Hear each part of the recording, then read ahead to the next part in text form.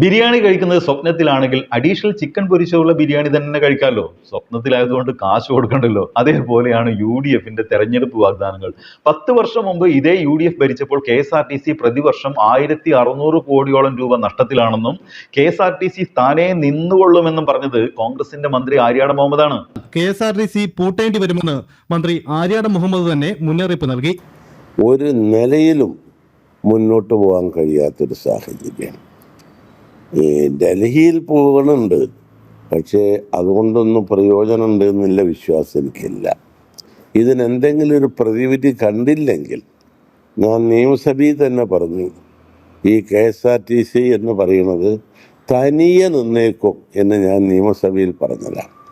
അത് യഥാർത്ഥത്തിൽ സംഭവിക്കാൻ പോവുകയാണ്. അതേ KSRTC ലാഭത്തിലാക്കിയത് പിണറായി സർക്കാരാണ്. നഷ്ടത്തിലാക്കി താനേ നിൽക്കുമെന്ന് പറഞ്ഞ പാർട്ടി ഇപ്പൊ പറയുന്നു KSRTCയിൽ സ്ത്രീകൾക്ക് സൗജന്യ യാത്രയൊരുക്കുമെന്ന്. 600 രൂപയുണ്ടായിരുന്ന പെൻഷൻ 18 മാസം വരെ കുടിശ്ശികയാക്കിയ ടീം ഇപ്പൊ പറയുന്നു ഞങ്ങൾ 3000 രൂപയാക്കുമെന്ന്. സ്വന്തം അണികൾക്കെങ്കിലും ദഹിക്കേണ്ട സതീഷ. വാഗ്ദാനങ്ങൾ എത്ര വേണമെങ്കിലും വിളിച്ചു പറയാം, പക്ഷെ അത് നടപ്പാക്കാനുള്ള പദ്ധതി എന്താണ്? സാമ്പത്തികം എങ്ങനെ കണ്ടെത്തും? ഒന്നുമില്ല. ഇടതുപക്ഷം നടപ്പാക്കുന്ന എല്ലാ വികസന പ്രവർത്തനങ്ങളിലും സാമ്പത്തിക സ്രോതസ്സായി കിഫ്ബി വഹിക്കുന്ന പങ്ക് എത്ര വലുതാണെന്ന് നാട്ടുകാർക്ക് എല്ലാവർക്കും അറിയാം. എന്നാൽ ആ കിഫ്ബിയെ എതിർക്കുന്നവരാണ് UDF. അപ്പോൾ ഈ നടപ്പാക്കുമെന്ന് പറയുന്ന കാര്യങ്ങൾക്കുള്ള സാമ്പത്തികം എങ്ങനെ കണ്ടെത്തുന്നു കൂടി പറയണ്ടേ? നടപ്പാക്കാൻ വേണ്ടി UDF വാഗ്ദാനങ്ങൾ നൽകാറില്ലല്ലോ, അല്ലേ? അതറിയണമെങ്കിൽ UDF അധികാരത്തിൽ വന്ന തെരഞ്ഞെടുപ്പിൽ അവർ പുറത്തിറക്കിയ പ്രകടന പത്രികകൾ മാത്രം ഒന്ന് പരിശോധിച്ചാൽ മതി. ദേശീയ തലത്തിലും കോൺഗ്രസ് മറിച്ചല്ല ചെയ്തത്. ബേക്കാരി അടാവോ, ഗരീബി അടാവോ അഥവാ ദാരിദ്ര്യ നിർമ്മാർജ്ജനം, തൊഴിലില്ലായ്മ നിർമ്മാർജ്ജനം തുടങ്ങിയ വാഗ്ദാനങ്ങളൊന്നും നമ്മൾ മറന്നിട്ടില്ല. 1/2 നൂറ്റാണ്ട് ഈ രാജ്യം കോൺഗ്രസ് ഭരിച്ചിട്ടും ലോകത്തിൽ ഏറ്റവും കൂടുതൽ ദരിദ്രരുള്ള നാടായി നമ്മുടെ ഇന്ത്യ ഇന്നും തുടരുന്നു. അതേ കോൺഗ്രസ് നേതൃത്വം കൊടുക്കുന്ന UDFന്റെ വാഗ്ദാനങ്ങൾ കഴിഞ്ഞ ദിവസം രാഹുൽ ഗാന്ധി പ്രഖ്യാപിച്ചപ്പോൾ അതൊരു കോമഡിയായി എന്നാണ് പൊതുവിൽ അത്യാവശ്യം വിവേകമുള്ള UDFകാർ പോലും പറയുന്നത്. ഈ പശ്ചാത്തലത്തിൽ റിപ്പോർട്ടർ TVയിലെ മീറ്റ് ദി എഡിറ്റേഴ്സിൽ ഡോക്ടർ അരുൺ കുമാർ പറഞ്ഞ ചില കാര്യങ്ങളുണ്ട്. അത് വളരെ പ്രസക്തമാണ്. അത്യാവശ്യം മനക്കട്ടിയില്ലാത്ത UDFകാർ ഇത് കാണാതിരിക്കുന്നതാണ് നല്ലത്. ഗ്യാരണ്ടി യുദ്ധമാണോ എന്നുള്ളതാണ് ചോദ്യം. കോമഡി ആയിരുന്നു എന്നുള്ളതാണ് എൻ്റെ ആദ്യത്തെ പ്രസ്താവന. കാരണം 2 കാരണങ്ങളാണ്. എന്താണ് യഥാർത്ഥത്തിൽ ഇന്ന് രാഹുൽ ഗാന്ധി പറഞ്ഞ് കേരളത്തെ ബോധ്യപ്പെടുത്താൻ ശ്രമിച്ചത്? ഞാൻ 2021 വാഗ്ദാനങ്ങളിലേക്കൊന്ന് പോകാം. അവിടെ പൂർ ഫാമിലിയിൽപ്പെട്ട, അതായത് ദാരിദ്ര്യരേഖയ്ക്ക് താഴെ താമസിക്കുന്ന മുഴുവൻ ആളുകൾക്കും 6000 രൂപ പ്രതിമാസ പെൻഷൻ പ്രഖ്യാപിച്ചിരുന്നു ന്യായയുടെ ഭാഗമായി. ഇപ്പോൾ പ്രഖ്യാപിച്ച പെൻഷൻ എത്ര? 3000 രൂപ. ബാക്കി 3000 രൂപ പോയി. 2021 6000 രൂപ വാഗ്ദാനം പ്രഖ്യാപിച്ച് തോറ്റു തുന്നമ്പാടി 2026 വന്ന് ആ 6000 വെട്ടിക്കുറച്ച് 3000 ആക്കി വെച്ചു. 72,000 രൂപ ഒരു വർഷം തരും എന്നുള്ളതായിരുന്നു പ്രധാനപ്പെട്ട വാഗ്ദാനം, അല്ലേ? അതാണ് ഈ പറഞ്ഞ 6000 രൂപ എന്ന് പറഞ്ഞത്. എവിടെ പോയി ആ വാഗ്ദാനം? സ്ത്രീകൾക്കടക്കമുള്ള അവർക്ക് വേണ്ടി പ്രഖ്യാപിച്ച വാഗ്ദാനങ്ങൾ എവിടെ? ഈ പറയുന്ന കണക്റ്റു അതെവിടെ പോയി? അതിന് പുതിയ പദ്ധതി വന്നു. യഥാർത്ഥത്തിൽ രാഹുൽ ഗാന്ധിയെ തെറ്റിദ്ധരിപ്പിച്ചതിന് കോൺഗ്രസ് നേതാക്കൾ ക്ഷമ പറയേണ്ടതാണ്. കാരണം ഇന്ന് പറഞ്ഞിരിക്കുന്ന ഓരോ കാര്യങ്ങളായിട്ട് നമുക്ക് ആഴത്തിൽ പഠിക്കേണ്ടതുണ്ട്. ആഴത്തിൽ മനസ്സിലാക്കുമ്പോഴാണ് അതിലെ അബദ്ധങ്ങൾ മനസ്സിലാവുക. ടാഗ് ലൈൻ കൊള്ളാം. കേരളം ജയിക്കും, UDF നയിക്കും. 2021 ടാഗ് ലൈൻ എന്തായിരുന്നു? നാട് നന്നാക്കാൻ UDF എന്നുള്ളതായിരുന്നു. അന്ന് ആ ടാഗ് ലൈൻ ജനങ്ങൾ തള്ളിക്കളഞ്ഞു. കേരളം LDFനോടൊപ്പം നിന്നു. 2026 ടാഗ് ലൈനുമായിട്ട് വരുമ്പോൾ പ്രധാനമായിട്ടും വന്നിരിക്കുന്ന വാഗ്ദാനങ്ങൾ ഒറ്റയടിക്ക് എടുത്തു നോക്കിയാൽ, ഒന്ന് ആവർത്തന സമ്പന്നവും ഭാവനാ ദാരിദ്ര്യവും കേരളത്തിലെ രാഷ്ട്രീയവും സാമൂഹികവുമായ അവസ്ഥകളെ യാതൊരു തരത്തിലും അഡ്രസ്സ് ചെയ്യാത്തതും അങ്ങേയറ്റം കേരളത്തിൻ്റെ സാമ്പത്തികാവസ്ഥയെ പരിഹസിക്കുന്നതുമായിട്ടുള്ള പ്രഖ്യാപനങ്ങളാണ് നടത്തിയിരിക്കുന്നത്. മാത്രമല്ല ഇതൊന്നും നടപ്പാക്കാൻ പോകുന്നില്ല എന്നുള്ളതാണ് ഏറ്റവും പ്രധാനപ്പെട്ട കാര്യം. ഞാൻ എന്തെങ്കിലും പറയാൻ കാരണം, എന്തുകൊണ്ട് ഇത് നടപ്പാക്കാൻ പോകുന്നില്ല? ഉദാഹരണത്തിന് നമുക്ക് പെൻഷൻ്റെ കാര്യം എടുക്കാം. പെൻഷൻ്റെ കാര്യത്തിൽ 3000 രൂപ കൊടുക്കും എന്ന് പറഞ്ഞിട്ടുണ്ടല്ലോ. ഇപ്പോൾ കൊടുക്കുന്ന പെൻഷൻ എത്ര? 2000 ആണല്ലോ. 2000 UDFന്റെ വിഹിതം എത്ര? ഇത്രയും വർഷം ഭരിച്ചിട്ടും UDFന്റെ വിഹിതം ഈ 2000 എത്രയാ? 600 രൂപയല്ലേ? 600 രൂപ പെൻഷനാക്കിയതിന് ശേഷമല്ലേ UDF പോയത്? ആ 100 രൂപ വർധനമുണ്ടാക്കി പോയതിന് ശേഷം ഈ എത്ര കുടിശ്ശിക വരുത്തി എന്ന ചോദ്യത്തിന് പലകുറി നമ്മൾ പറഞ്ഞു മടുത്തതാണ്.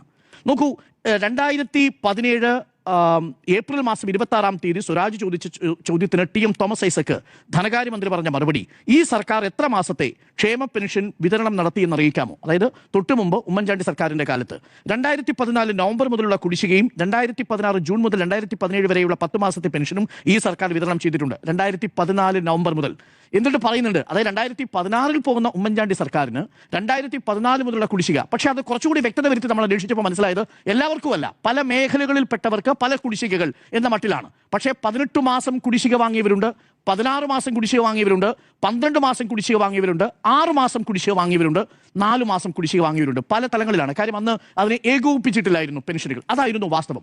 അപ്പോൾ 18 മാസം വരെ പെൻഷൻ കുടിശ്ശികയാക്കിയവർ, അതും 600 രൂപ പെൻഷൻ കുടിശ്ശികയാക്കിയവർ, കഴിഞ്ഞ തവണ 6000 രൂപ വാഗ്ദാനം ചെയ്ത് തെരഞ്ഞെടുപ്പിൽ പരാജയപ്പെട്ടു പോയവർ, മറ്റൊരു തെരഞ്ഞെടുപ്പിന് മുന്നിൽ നിന്നുകൊണ്ട് പറയുന്നു 3000 രൂപ ഞങ്ങൾ പെൻഷൻ തരും എന്ന് പറയുന്നു. അപ്പോൾ ജനങ്ങൾ ചോദിക്കില്ലേ, കഴിഞ്ഞ 18 മാസം വരെ കുടിശ്ശിക വരുത്തി നിങ്ങളെ ഞങ്ങൾ എങ്ങനെ വിശ്വസിക്കും? അതും 600 രൂപ 32 ലക്ഷം ആളുകൾക്ക് കൊടുത്ത UDF സർക്കാർ 18 മാസത്തെ കുടിശ്ശിക വരുത്തുമ്പോൾ 62 ലക്ഷം ആളുകൾക്ക് 2000 രൂപ വീതം 1 രൂപയുടെ കുടിശ്ശികയില്ലാതെ കൊടുക്കുന്ന LDF സർക്കാർ മറുഭാഗത്ത് നിൽക്കുമ്പോൾ ഈ പ്രഖ്യാപനം കേരളത്തിലെ ജനങ്ങൾ ചോദിക്കൂലേ? യഥാർത്ഥത്തിൽ ഇത് പെൻഷൻ വിഷയം ഈ രാഹുൽ ഗാന്ധി അഡ്രസ് ചെയ്യാനേ പാടില്ലായിരുന്നു എന്നുള്ളതാണ്. കാരണം എന്താ, മാന്യമായിട്ടുള്ള സാമൂഹിക നിയമം എന്തൊക്കെ പ്രഖ്യാപനങ്ങൾ ഈ പറയുന്ന പഠനത്തിന്റെ ഭാഗമായിട്ട് നടത്താമായിരുന്നു. ഈ സർക്കാർ കൊടുക്കുന്ന പെൻഷൻ 2500 എന്ന് പറഞ്ഞാൽ പോലും നമുക്ക് അത് LDF കൊടുത്ത പ്രകടന വാഗ്ദാനമാണ്. 3000 എന്ന് പറഞ്ഞു. പെൻഷന്റെ കാര്യത്തിൽ കേരളത്തിൽ കോൺഗ്രസിനെയോ UDFനെ വിശ്വസിക്കാൻ പറ്റുമെന്ന് കേരളത്തിലെ ജനങ്ങൾ കരുതുന്നുണ്ടോ? അങ്ങനെ കരുതാത്തൊരു സമൂഹത്തിലേക്ക് ഈ പെൻഷന്റെ വാഗ്ദാനം മുന്നോട്ട് വയ്ക്കുമ്പോൾ അത് ട്രോളിന് വിധേയമാവില്ലേ? നിങ്ങൾക്ക് എന്ത് ഗ്യാരണ്ടി? പ്രൂവ്ഡ് അല്ലേ നിങ്ങൾ കൊടുത്തിട്ടില്ല എന്നുള്ളത്? അതൊന്ന്. അതുകൊണ്ട് തന്നെ അത് അദ്ദേഹം ഒഴിവാക്കണമായിരുന്നു. പക്ഷേ അത് അദ്ദേഹം പറഞ്ഞു. രണ്ടാമത്തെ പ്രധാനപ്പെട്ട കാര്യമുണ്ട്. KSRTC സ്ത്രീകൾക്ക് സൗജന്യ യാത്ര കൊടുക്കാൻ പോകുന്നുവെന്ന കഴിഞ്ഞ സർക്കാരിന്റെ കാലത്ത് KSRTCയുടെ അവസ്ഥ എന്താണെന്നുള്ളത് ഏറ്റവും നന്നായി വിശദീകരിച്ച മന്ത്രി ആര്യാടൻ മുഹമ്മദാണ്. എന്താ പറഞ്ഞത്? KSRTC പൂട്ടുന്ന വക്കിലാണ്, നഷ്ടത്തിലാണെന്ന് പറഞ്ഞു. ഇന്ന് KSRTC ലാഭത്തിലേക്ക് നയിച്ചു എന്ന് മാത്രമല്ല, നമ്മൾ ഇന്നലെ പറഞ്ഞതുപോലെ ബിസിനസ് ക്ലാസ് ബസ് ഇറക്കാൻ പോകുന്നു എന്നുള്ളതാണ്. എങ്ങനെയാണ് KSRTCയെ വരുമാനത്തിലേക്ക് കൊണ്ടുവരാൻ ശ്രമിച്ചത്? എങ്ങനെയാണ് അതിനെ കൃത്യമായി നടപ്പിലാക്കാൻ ശ്രമിക്കുന്നത്? ഈ സ്ത്രീകൾ, നേരത്തെ സുനില കണക്ക് പറഞ്ഞു, 40% സ്ത്രീകളും കുട്ടികളും യാത്ര ചെയ്യുന്ന, അല്ലെങ്കിൽ വനിതകളും യാത്ര ചെയ്യുന്ന KSRTC ബസ്സിനെ സമ്പൂർണ്ണമായിട്ട് ഒഴിവാക്കുമെന്നാണ് പറഞ്ഞത്. ഞാൻ ഈ പ്രഖ്യാപനം വേറെ എവിടെയോ കേട്ടിട്ട് നോക്കിയപ്പോഴാണ് കർണാടകയിലെ വാഗ്ദാനം കേട്ടത്. ഇപ്പൊ കർണാടക സർക്കാർ എന്താ ചെയ്യുന്നത്? ആ വാഗ്ദാനം കൊടുത്ത് കുടുങ്ങി. ഒടുവിൽ അത് എന്ത് ചെയ്യാൻ തീരുമാനിച്ചു? അത് ദാരിദ്ര്യരേഖയ്ക്ക് താഴെയുള്ള സ്ത്രീകളിലേക്ക് മാത്രമായിട്ട് പര്യാപ്തപ്പെടുത്താൻ തീരുമാനിച്ചു. ഇവിടെ നോക്കൂ, മാത്രമല്ല പുരുഷന്മാരുടെ റേറ്റ് കൂട്ടി. ഇതാണ് അവിടെ സംഭവിച്ചത്. മാത്രമല്ല അങ്ങനെയല്ലല്ലോ നിങ്ങൾ അഡ്രസ് ചെയ്തത്. കേരളത്തിലെ ജനങ്ങളുടെ ആവശ്യം കേരളത്തിലെ യാത്രാ സംവിധാനത്തിന് സൗജന്യ യാത്ര എന്നുള്ളതല്ല, കേരളം അതിനേക്കാൾ മെച്ചപ്പെട്ട അവസ്ഥയിലാണ് എന്നുള്ളത് എന്തുകൊണ്ടാണ് രാഹുൽ ഗാന്ധിയെ ബോധ്യപ്പെടുത്താതെ പോയത്? കർണാടകയെ കൊണ്ട് പ്രയോഗിച്ച് അതേ സാധനം എടുത്ത് ഇവിടെ ഇടുക, തെലങ്കാനയെ കൊണ്ട് പ്രഖ്യാപിച്ച് അതേ സാധനം എടുത്ത് കേരളത്തിൽ കൊണ്ട് വിൽക്കുക. അതെങ്ങനെ? രണ്ടും രണ്ട് ടെറൈനല്ലേ, രണ്ട് സമൂഹമല്ലേ? അത് അഡ്രസ് ചെയ്യണ്ടേ?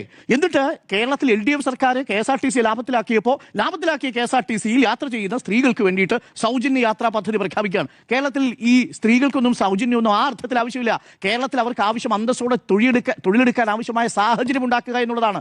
കേരളത്തിലെ പൊതുമേഖലാ സ്ഥാപനങ്ങളിൽ സ്ത്രീകൾക്ക് അന്തസ്സോടെ പണിയെടുക്കാനുള്ള സാഹചര്യം ഉണ്ടാക്കണം. ആ പൊതുമേഖലാ സ്ഥാപനങ്ങളെ ഒന്നൊന്നായി ഇല്ലാതാക്കി 1991 മുതൽ വന്ന സർക്കാരിന്റെ പേര് കോൺഗ്രസ് സർക്കാർ എന്നാണെന്ന് നമുക്കറിയാമല്ലോ. അത് രണ്ട്. ഇനി മറ്റൊരു പ്രധാനപ്പെട്ട കാര്യം, കോളേജ് വിദ്യാർത്ഥിനികൾക്ക് അടക്കം 1000 രൂപ വീതം പ്രതിമാസം കൊടുക്കാൻ തീരുമാനിച്ചിരിക്കുന്നു. സർ, കേരളത്തിൽ അത് നടപ്പിലാക്കി LDF സർക്കാർ. അതറിയാതെ പോയി രാഹുൽ ഗാന്ധി. കണക്ട് വർക്ക് എന്ന് പറയുന്ന പരിപാടി, കണക്ട് വർക്കിനകത്ത് എന്താ? കണക്ട് വർക്കിനകത്തുള്ളത് സ്കോളർഷിപ്പ് പദ്ധതിയാ. അതിനകത്ത് ഈ വിദ്യാർത്ഥികൾ ഉൾപ്പെടും. സ്മൃതി, ഇതാണ് കേരളത്തിലെ ഈ അവസ്ഥ. യാഥാർത്ഥ്യം എന്തെന്ന് ബോധ്യമാവാതെ വളരെ പെട്ടെന്ന് തിടുക്കപ്പെട്ട് മറ്റ് സംസ്ഥാനങ്ങളിൽ പറഞ്ഞിരിക്കുന്ന പ്രഖ്യാപനങ്ങൾ എടുത്ത് കോപ്പി എടുത്തു വെച്ചു. ഈ പെൻഷന്റെ കാര്യത്തിൽ പറഞ്ഞ 600 രൂപ മാത്രമായിരുന്നു അന്നത്തെ പെൻഷൻ. അന്നത്തെ പെൻഷൻ എങ്ങനെയാണ്? 600 രൂപയല്ലേ? അതായത് 60 വയസ്സ് കഴിഞ്ഞ, മറ്റൊരു പരിഗണനയും ഇല്ലാത്ത 60 വയസ്സ് കഴിഞ്ഞ ഒരു സാധാരണ ആളിന് കിട്ടുന്ന പെൻഷൻ അന്ന് പലതരം പെൻഷനുകൾ ഉണ്ടായിരുന്നു. 600 മുതൽ 1500 രൂപ വരെ പെൻഷനുകൾ ഉണ്ടായിരുന്നു. 1500 രൂപ അന്ന് ഉമ്മൻചാണ്ടി സർക്കാരിന്റെ പെൻഷൻ വാങ്ങിയിരുന്ന എത്ര ശതമാനം ആളുകൾ ഉണ്ടായിരുന്നു? ഞാൻ പറയാം. അത് കേവലം 5% താഴെ. എവിടെ? 32 ലക്ഷത്തിന്റെ 5% താഴെ. കാര്യം 80 വയസ്സ് കൂടി പിന്നിട്ട കേന്ദ്ര സർക്കാരിന്റെ വിഹിതം കൂടി ഉൾപ്പെടുമ്പോൾ മാത്രമാണ് അത് ആ തുകയാവുന്നത്. ബാക്കിയുള്ള ബഹുഭൂരിപക്ഷവും വാങ്ങിയിരുന്നത് 600-നും 1200-നും ഇടയിൽ. ബഹുഭൂരിപക്ഷവും വാങ്ങിയിരുന്നത് 1200-ന് ഇടയിലായി. കേൾക്കൂ, ബഹുഭൂരിപക്ഷം വാങ്ങിയിരുന്നത് 600. ഇപ്പോൾ ആരെങ്കിലും ഒരാൾ 600 രൂപ പെൻഷൻ വാങ്ങുന്നുണ്ടോ? ആ 600 രൂപ പോലും 18 മാസം ചില ആളുകൾക്ക് മുടങ്ങിക്കിടന്നു എന്നത് യാഥാർത്ഥ്യമാണെന്നുള്ളതാണ് ഞാൻ വായിച്ചത്. ഇപ്പോ KSRTCയുടെ അവസ്ഥ 2021-നേക്കാൾ ഭേദമാണോ അല്ലയോ? പറയൂ, ആണോ അല്ലയോ? 34,000 കോടി രൂപ പെൻഷൻ കൊടുക്കാതെ ബാക്കി വെച്ചിട്ടാണ് പറയുന്നത്. 34,000 കോടിയാണ്. ഞാൻ അതുകൊണ്ടാണ് ആന്റോ അഗസ്റ്റിൻ നിയമസഭയിൽ നിന്ന് ഇത് തർക്കിക്കേണ്ട കാര്യമില്ല. കേരളത്തിലെ ജനങ്ങൾക്ക് ഇത് ഈ വിഷയം പെൻഷന്റെ വിഷയം നമ്മൾ വ്യക്തമായി ഇതേ മീഡിയ എഡിറ്റേഴ്സിൽ ചർച്ച ചെയ്ത് ക്ലാരിറ്റിയോട് പറഞ്ഞ അങ്ങനെ അവസാനിപ്പിക്കില്ല. അങ്ങ് പറഞ്ഞ clarity തന്നെ അങ്ങ് പറയാണ്. അത് ശരിയല്ല. ഇതിനൊരു പറയുന്ന ഭാഗം നമ്മൾ പറഞ്ഞു. 980 രൂപയാണ് സംസ്ഥാനത്തെ പെൻഷൻ. 60 രൂപ. 2 കോൺഗ്രസ് സർക്കാരുകളും ഇടയ്ക്ക് കൂട്ടിയില്ല. 96 500 രൂപയാക്കിയത് VS-ന്റെ കാലത്താണ്. പിന്നീട് 100 രൂപ കൂട്ടിയുള്ളൂ. പിന്നെ അത് ഈ 2000 വരെ പോയത് കഴിഞ്ഞ 10 വർഷമാണ്. ഇത്രയും ഞാൻ പറയാൻ ഉദ്ദേശിച്ചത്. അതല്ല ഞാൻ പറഞ്ഞത്. ഈ 2000 രൂപയിൽ 2000 രൂപയിൽ സ്മൃതി ഇതിനകത്ത് എത്ര രൂപയാണ് കോൺഗ്രസിന്റെ സംഭാവന? അത് പറഞ്ഞാൽ മതി. ഈ 2000 രൂപ ഇപ്പൊ വാങ്ങുന്നതിൽ കോൺഗ്രസിന്റെ സംഭാവന എത്രയാ? 100 രൂപ. അതാണ് ഈ പറയുന്ന 32 ലക്ഷം പേർക്ക് കൂട്ടിക്കൊടുത്തത്. അതാണ് കഴിഞ്ഞ 18 മാസം പല ഘട്ടങ്ങളിലായി പല കാറ്റഗറിയിലുള്ള ആളുകൾക്ക് കുടിശ്ശികയിട്ടത്. ഞാൻ അതുകൊണ്ടാണ് നിയമസഭയിലെ ഉത്തരം തന്നെ വായിച്ചത്. എനിക്കറിയാം ഇത് ചോദ്യം ചെയ്യപ്പെടുമെന്നുള്ളത്. അതുകൊണ്ട് തന്നെയാണ്. ഇനി മൂന്നാമത്തെ കാര്യം, കോളേജ് വിദ്യാർത്ഥികളുടെ കാര്യം ഞാൻ ഈ പറഞ്ഞത്. കോളേജ് വിദ്യാർത്ഥികളുടെ കാര്യം ഇത് സംസ്ഥാന സർക്കാർ നടപ്പിലാക്കിയ പദ്ധതി വാഗ്ദാനം എന്ന് പറഞ്ഞ് അവതരിപ്പിക്കാൻ നാണമില്ലേ? കണക്ട് വർക്കിന്റെ പേരിലാണ് ഇത് കർണാടകയിൽ കൊണ്ടുവന്നു കേട്ടോ. കർണാടകയിൽ അതിന്റെ പേര് ഗൃഹലക്ഷ്മി, പിന്നെ യുവനിധി, ഇങ്ങനെ 2 പ്രോജക്റ്റുകൾ കൊണ്ടുവന്ന് ഇംപ്ലിമെന്റേഷൻ സ്റ്റാറ്റസ് ഞാൻ നോക്കി 40%. ഇനി ആരോഗ്യ ഇൻഷുറൻസ് 25 ലക്ഷമായിട്ട് പ്രഖ്യാപിക്കുന്നു. എവിടെ നിന്ന്, ഏത് ഫണ്ടിൽ നിന്ന്, ഏത് കാറ്റഗറിയിൽ ഉൾപ്പെടുത്തിയത്? നോക്കൂ സാർ, സ്മൃതി, നമ്മുടെ കേരളത്തിൽ ആരോഗ്യ ഇൻഷുറൻസ് ഉണ്ട്. ആരോഗ്യ ഇൻഷുറൻസ് ഒരു ഫാമിലി ഹൗസ് ഹോൾഡിന് കൊടുക്കുന്നത് 5 ലക്ഷം രൂപ വരെയാണ്. എവിടെ? ബിലോ പോവർട്ടി ലൈനിൽ. ആ പദ്ധതിക്ക് ഒരു പേരുണ്ട്, കാസ്പ് എന്നാണ് ആ പദ്ധതിയുടെ പേര്. ആ പദ്ധതിയിൽ കേന്ദ്രവിഹിതം എത്രയാണെന്നറിയോ? 150 കോടിയാ. ആ പദ്ധതിയിൽ നമ്മൾ എത്രയാ മുടക്കുന്നുണ്ടറിയാമോ? 1500 കോടിയാ.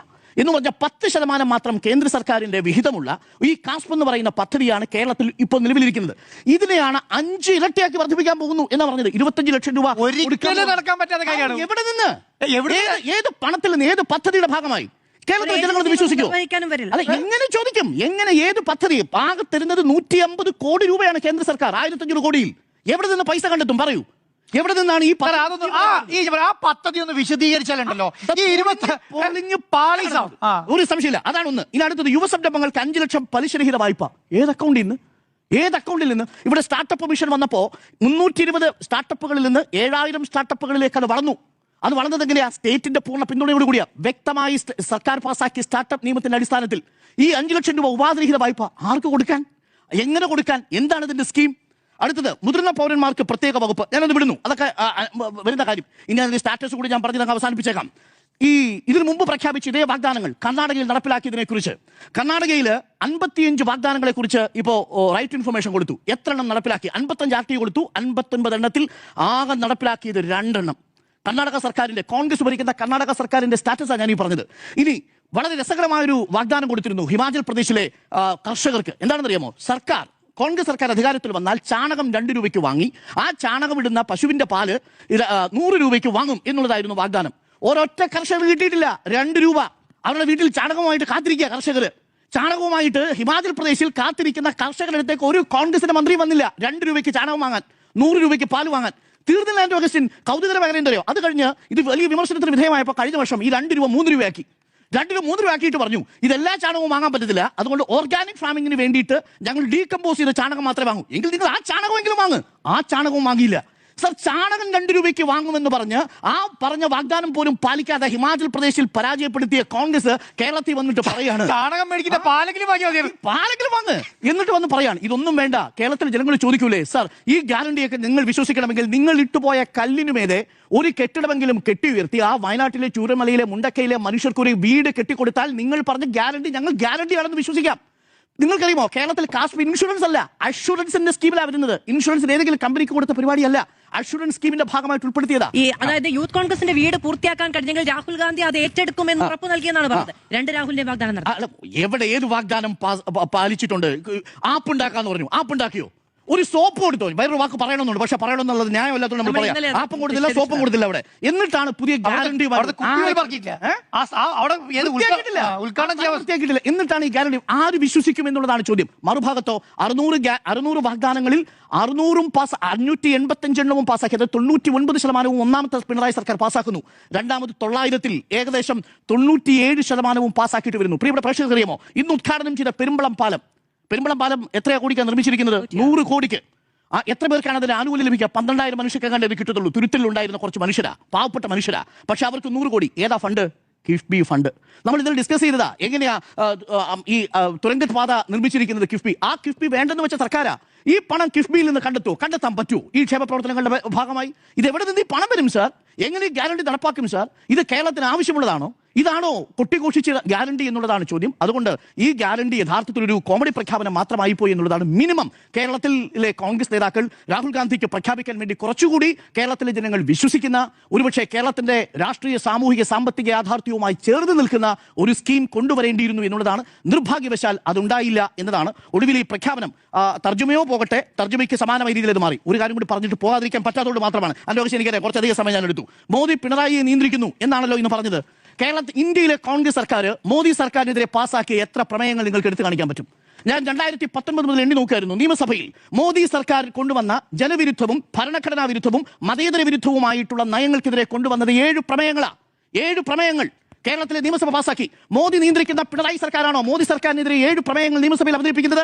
2019 പൗരത്വ നിയമ ഭേദഗതി, 2020 കേന്ദ്രത്തിന്റെ കർഷക നിയമങ്ങൾക്കെതിരെ കേരള സർക്കാർ പാസാക്കിയ നിയമസഭയിലെ പ്രമേയം, 2023 യൂണിഫോം സിവിൽ കോഡിനെതിരെ, 2024 കേന്ദ്ര നയത്തിന്റെ ഞെരുക്കുന്ന സാമ്പത്തിക വ്യവസ്ഥയ്ക്കെതിരെ, 2024 ഒരു തെരഞ്ഞെടുപ്പ് ഒരു ഇലക്ഷൻ പ്രഖ്യാപനത്തിനെതിരെ, 2024 തന്നെ വയനാടിനോടുള്ള കേന്ദ്ര അവഗണനയ്ക്കെതിരെ, ഇങ്ങനെ തുടർച്ചയായി കേരളം കേന്ദ്ര സർക്കാർ പാസാക്കിയ നിയമങ്ങൾക്കെതിരെ പ്രതിഷേധിച്ചു കൊണ്ടിരിക്കുമ്പോഴാണ് ഒടുവിൽ കേരളം നേറ്റിവിറ്റി സർട്ടിഫിക്കറ്റ് എന്ന പേരിൽ പൗരത്വ നിയമ ഭേദഗതി മറികടക്കാൻ കേന്ദ്ര സർക്കാരിന്റെ വളരെ വിഭാഗീയമായ നിയമനിർമ്മാണത്തെ പ്രതിരോധിക്കാൻ വേണ്ടി സ്വന്തം നിയമനിർമ്മാണം നടത്തിയ ഒരു സംസ്ഥാനമാണ് കേരളം.